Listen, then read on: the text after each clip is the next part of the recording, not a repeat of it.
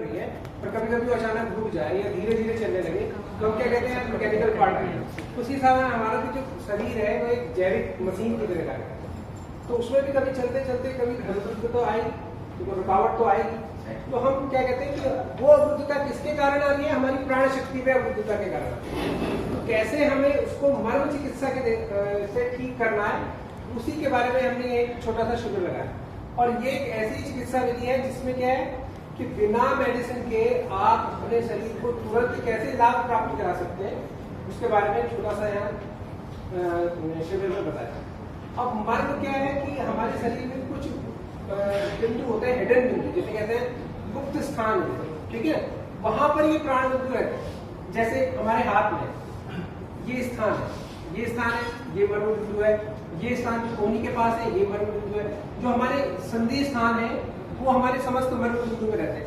जैसे जिसको सिरोरोग है, कैसे हम उसको, जैसे सर्वाइकल है, माइग्रेन है, कैसे उसको दूर कर सकते हैं, तो उसके बारे में हम यहाँ पर छोटा सा एक चिकित्सा शिविर हमने आयोजित किया। हम सौभाग्यशाली है कि डॉक्टर साहब का हमें सहयोग मिला जो मेडिसिन में, तो उनके सौजन्य से ये कार्य संपन्न हो पाया।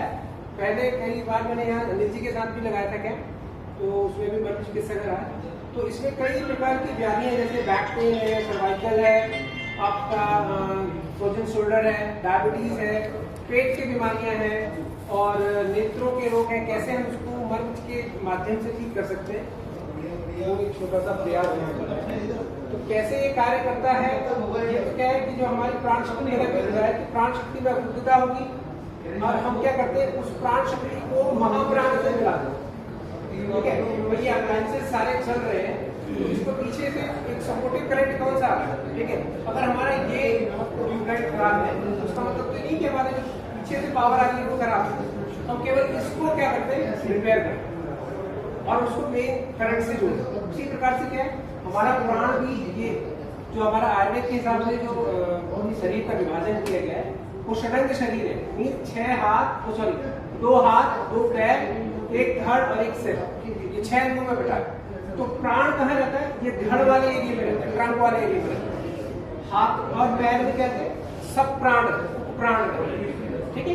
तो अगर जो हमारी व्याधियां आती है, जैसे व्याधियां आ रही है, तो हम क्या करते हैं उसको स्टिमुलेट करके डायरेक्ट इस प्राण से मिलाते हैं, ठीक। जैसे पेट के विकार है, पेट के विकार है, तो पेट के विकारों को हम क्या करेंगे, पेट से तो दबाएंगे नहीं, तो जहां से हमारी कोहनी खत्म हो रही है वहां से हमारा उदर शुरू हो रहा है। हाँ, देखो कोहनी है ना, तो हमारा